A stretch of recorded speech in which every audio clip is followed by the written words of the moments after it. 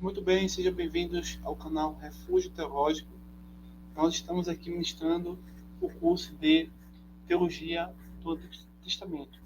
Nesse vídeo, nós vamos estudar um pouquinho a respeito das profecias que estão bem asseguradas e reveladas no Antigo Testamento. Quero chamar sua atenção para esse vídeo pelo seguinte fato, que o cristianismo é a única crença do mundo todo que necessita, precisa e tem evidências para mostrar quem é o Messias, para mostrar o que é a Trindade. Então, estudar a profecia do Testamento fortalece cada vez mais não somente o conhecimento, o acúmulo do conhecimento, mas ela dá sustentação, ela dá fôlego, ela dá nutrientes para, de fato, mostrar que Jesus Cristo é o alvo da profecia. Então, nesse vídeo, nós iremos ver, de acordo com a visão protestante evangélica, a teologia reformada, que é baseado no Antigo Testamento, que nós podemos ter a segurança de tudo aquilo que o Novo Testamento está revelando também. Do mesmo modo que quando chegamos ao Novo Testamento, algo acontece também em relacionado ao Antigo Testamento. Então, um está, de fato, evidenciando o outro, no que diz respeito à questão das profecias, que é um dos argumentos para a crença, né, real, fidedigna, sustentada sobre o Messias, né, que veio aqui na Terra. Bem, comecemos aqui nesse seguinte texto que eu preparo para vocês, falando assim. Cosmovisão protestante, especificamente teologia reformada, né, levando em conta aquela ideia de que somente Cristo, né, que existem cinco lemas, né, na reforma, somente Cristo, né, que é justamente a ideia de profecias contidas no Antigo Testamento, certo? Então, a respeito do Messias, então, através de uma visão da fé, da evidência da Escritura, revela uma certa narrativa coesa, consistente, que aponta para a pessoa e a obra de Jesus Cristo, o Salvador prometido lá no livro de Gênesis. O estudo das profecias do Antigo Testamento, trazendo as questões messiânicas contidas, né, é importantíssimo e crucial para compreender a teologia como um todo e assim entender melhor a mensagem da palavra de Deus. Então, a importância, né, é real, é imprescindível e importante para cada um de nós. Aqui a gente percebe a profecia de Isaías 7,14, tá? Começamos com essa profecia mostrando o seguinte. O texto fala de uma virgem, né, que diz assim: eis que uma virgem conceberás e darás à luz um filho, e porá o nome de Emanuel. Uma profecia messiânica. Mas será que isso aconteceu? Quem pode nos afirmar isso? Somente o Novo Testamento, pessoal. O Novo Testamento é a única evidência, é o único documento, tá, que evidencia se isso ocorreu ou não ocorreu durante aqueles 100 anos ou aqueles período de 30 anos, 33 anos de ministério, né? Entre outras profecias, tá? Então, as melhores evidências são as evidências textuais que corroboram para, de fato, trazer evidência, trazer a realidade e o cumprimento dessa profecia. Você percebe aí também que nós temos o texto grego, porque o Antigo Testamento mesmo sendo escrito em hebraico, ele foi traduzido em grego, a Septuaginta. E o Novo Testamento foi escrito em grego, nunca em hebraico. Tá? E assim, quando a gente compara os textos gregos, facilita a relação, a conexão, a intimidade e a confirmação dessa profecia. Aqui eu destaco o seguinte: Deus conosco. Por que fará dessa forma? A Virgem, né? E vai ter um filho, né? Esse filho é o filho de Deus, e ele será Deus conosco. Ou seja, a partir desse momento, da chegada do Messias, tá? Mesmo em sendo uma criança, nós temos agora acesso completo ao reino de Deus, né? A palavra de Deus. Nós não precisamos de uma religião em que o padre, o bispo, o papa venha fazer intervenções em relação à sua fé. Não, isso não existe, tá? Isso é uma grande fantasia. O que existe, o que é sólido, o que é consistente, o que é real, é que Deus está conosco. Então, o nome Emanuel aponta para a ideia de que Deus está conosco. E essa profecia, né, mostra também a divindade de Cristo, a encarnação do Filho de Deus, que é a segunda pessoa da Santíssima Trindade. O Messias, sendo Deus, estaria presente entre o seu povo, oferecendo salvação e a reconciliação com Deus. É óbvio que muitos não percebem, né, as profecias como elas são, né, baseados em filosofias vãs e inúteis, e perdem esse privilégio, essa bênção de conhecer, né, a palavra, a revelação, o Messias, né, a sua obra de salvação e o reino dele. Então, Deus conosco é algo maravilhoso, é algo que as religiões pseudo-cristãs e anticristãs não possuem esse entendimento, nem sequer vão ter isso. Por quê? Eles vão perder as pessoas. O que as religiões querem é escravizar os indivíduos. Mas quando a gente percebe que não, Deus está comigo, Deus conosco, não há intervenção, não há intermediários.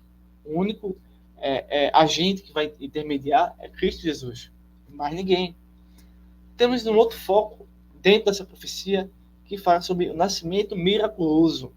Então a profecia enfatiza com toda segurança que a concepção virginal de Jesus Cristo, ele veio de uma virgem, né? É um evento único no mundo todo, tá? Milagroso, e que não é mitológico, que destaca a singularidade de sua natureza divina, ou seja, até mesmo quando ele nasce tendo essa natureza humana, nós percebemos que ele tem já essa natureza divina, o Messias. Então a Virgem Maria, escolhida por Deus, seria a mãe do Messias, demonstrando que a natureza sobrenatural do nascimento de Jesus. Um outro ponto dentro desse texto é aquela ideia: quem vai assegurar que isso tudo aconteceu?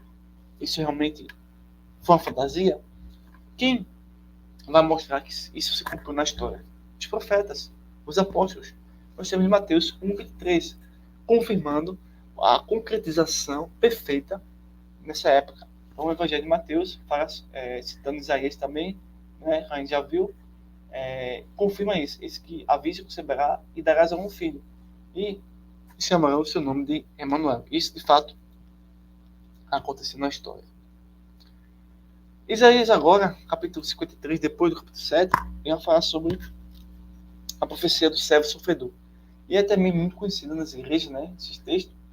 E nesse capítulo 53 é uma profecia específica, detalhada, contundente, que não deixa dúvida nenhuma sobre o Messias como o servo sofredor, revelando, né, textualmente, a sua natureza sacrificial e redentora. A linguagem profética e poética é profunda dentro da mensagem do profeta Isaías. Ele vai procurar descrever o Messias como um homem de dores, que carregaria os pecados da humanidade, especificamente do seu povo, dos seus escolhidos, e sofreria para trazer a salvação. Ou seja, ele ia morrer, mas também iria ressuscitar. Nesse capítulo 53, nós temos aqui pelo menos 3 divisões importantes, que é o servo sofredor, o sacrifício redentor e a provisão divina. Então, basicamente, é o seguinte, pessoal: nascimento, tá, e a vida de Cristo, essas palavras, suas obras. Nós temos aqui a sua concretização, sua morte na cruz do Calvário como sacrifício, e a provisão divina, que é a ressurreição no mesmo corpo. Jesus Cristo ressuscitou no mesmo corpo. Então, servo sofredor. A profecia de Isaías 53 retrata especificamente o Messias como um servo que sofreria por causa dos pecados do mundo.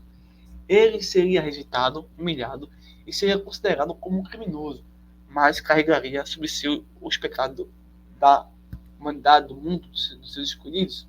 Ou seja, nessa parte aqui, Cristo seria rejeitado pelo povo judeu, Cristo seria crucificado, né?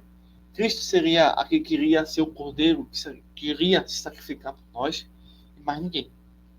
Então, o texto básico é: um homem de dores e que conhece a enfermidade, com o rosto se escondeu dele, foi desprezado e não estimado.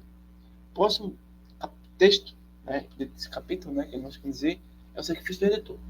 Essa profecia procura destacar o caráter sacrificial do Messias, né?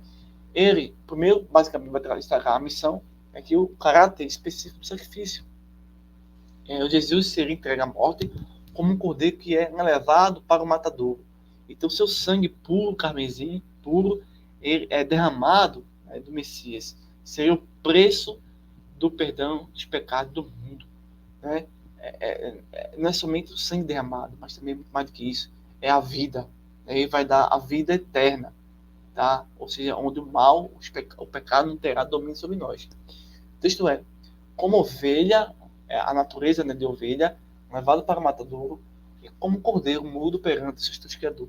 Não abriu sua boca. Ou seja, mesmo sendo o único ser inocente, o único ser que nunca pecou, nunca errou, o único ser realmente santo, puro e perfeito, né, ele agora é conduzido para ser sacrificado por nós. E um outro aspecto aqui nessa profecia é justamente essa aqui, ó, provisão divina. Isaías procura indicar que o Messias não seria apenas o céu sofredor, mas também o Redentor, o Salvador escolhido por Deus. O sacrifício do Messias seria o plano divino para a salvação da humanidade, dos seus escolhidos, né, dos seus eleitos. Então o Messias estaria levando sobre si os pecados do mundo, e sua morte seria o preço para a reconciliação com Deus. O texto básico que vai trabalhar isso é: o Senhor quis quebrá-lo, pô-lo-á em sofrimento. Quando puseres a sua alma como expiação pelo pecado, ele verá a sua descendência e prolongará os seus dias. E a vontade do Senhor prosperará na sua mão. Do trabalho de sua alma ele verá e ficará satisfeito. Pelo seu conhecimento, meu servo. O justo justificará muito, pois ele levará as suas iniquidades. Portanto, eu lhe darei a sua parte entre os grandes. Ele dividirá o despojo com os fortes, porquanto derramou a sua alma até a morte, e foi contado com os transgressores. Mas ele levou o pecado de muitos, e fez intercessão pelos transgressores. Então, de fato, pessoal, o Antigo Testamento era rico, mostrando o Pai, o Filho e o Espírito Santo. A queda do homem, a salvação em Cristo, a sua ressurreição, o reino de Deus na terra e a destruição do mal. Né?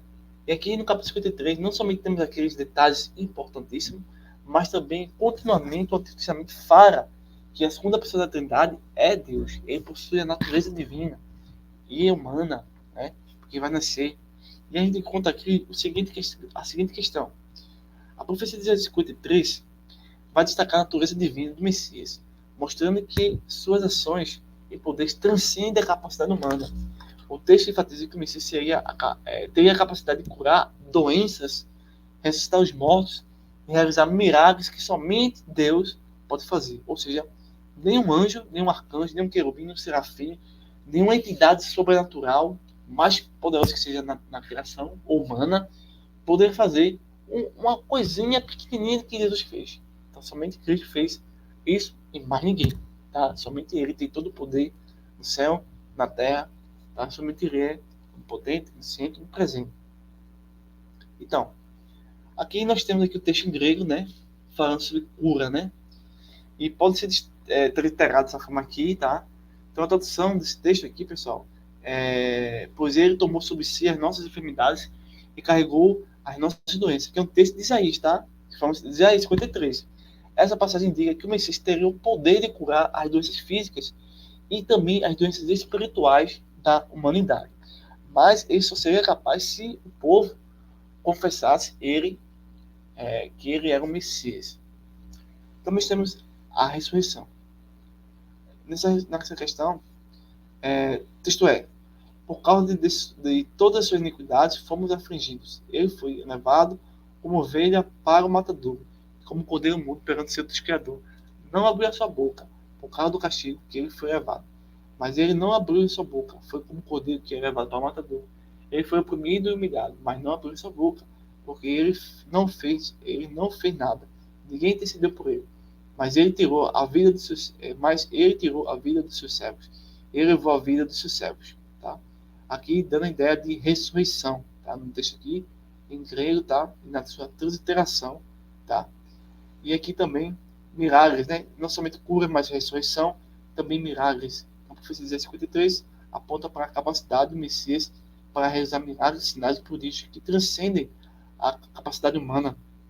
Não é parte que a humanidade seja muito desenvolvida, ninguém conseguirá reproduzir em um minuto os milagres de Cristo. Salvo exceção se Cristo, por meio dos seus servos, realizar esses milagres, né? Mas por si só, o homem não tem esse poder. Ele teria o poder de curar doenças, ressuscitar os mortos e manifestar o seu poder divino, tá?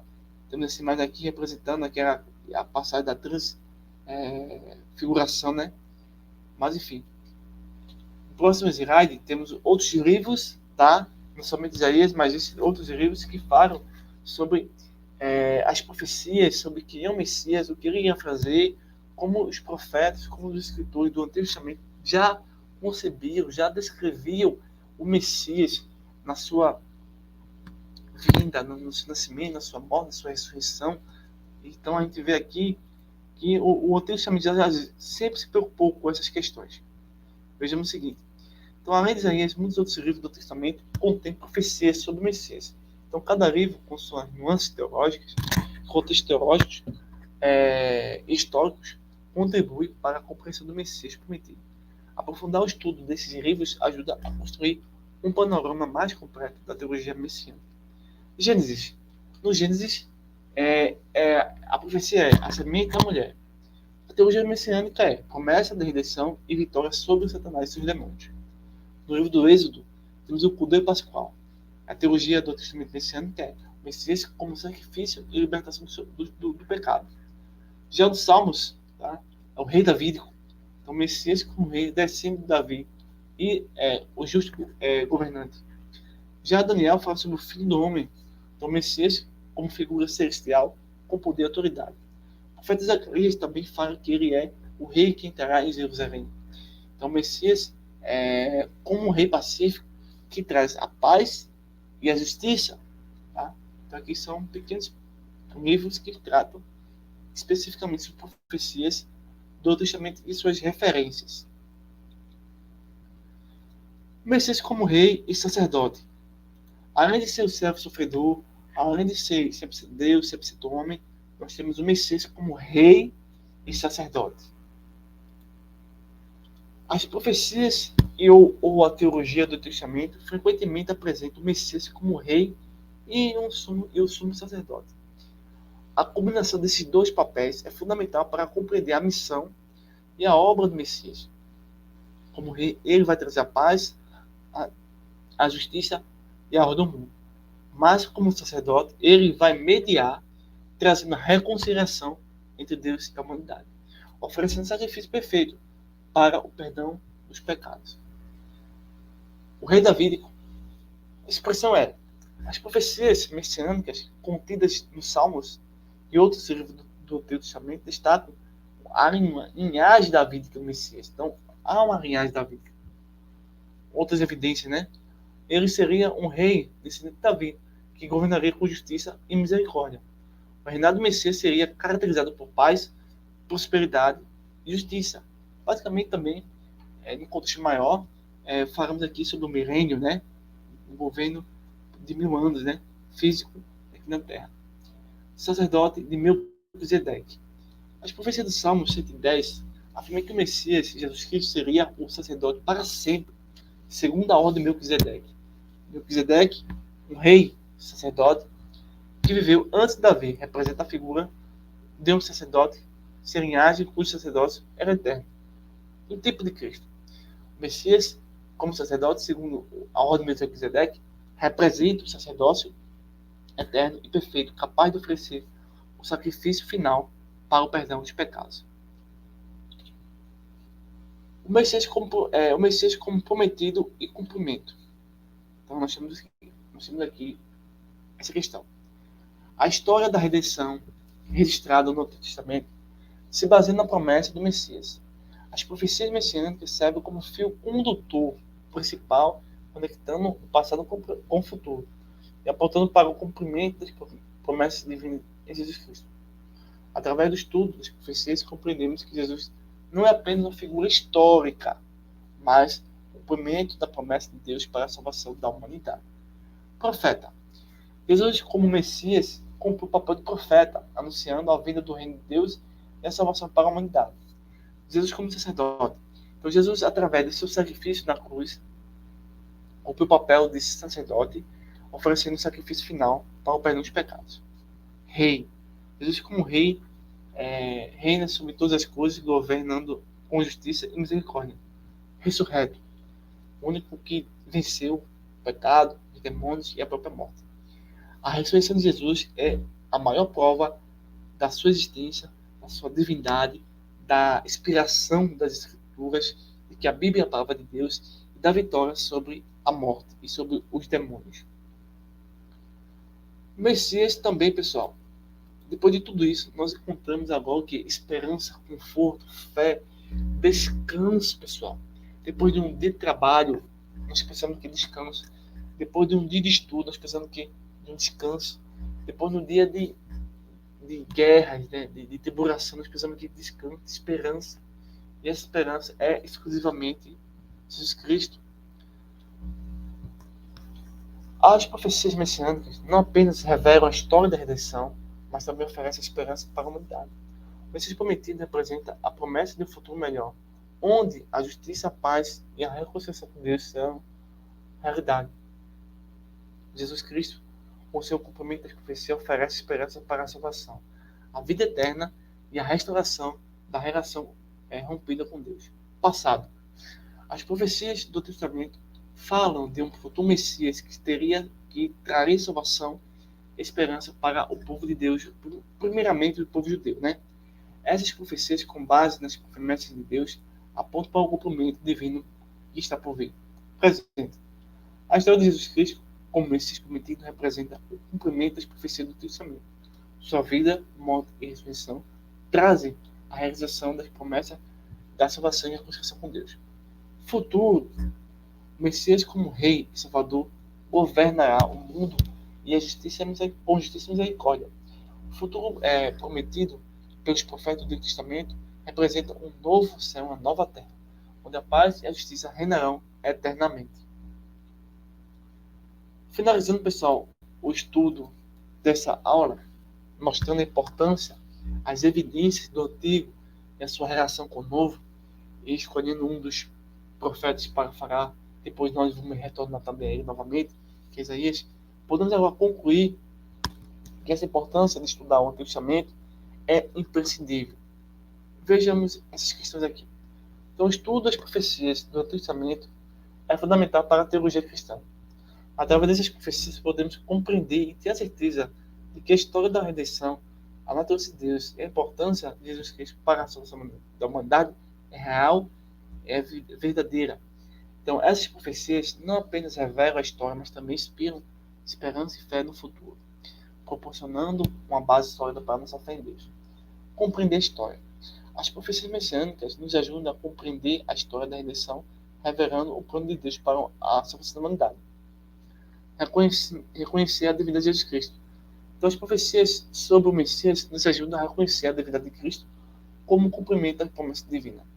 Encontrar a esperança. As profecias messiânicas oferecem a esperança para a humanidade, apontando para o futuro melhor, onde a justiça, a paz e a reconciliação de Deus são uma realidade. Então, nós terminamos aqui esse estudo mostrando a importância de conhecer as profecias tão presentes e importantes do Antigo Testamento. Um forte abraço e até o próximo vídeo.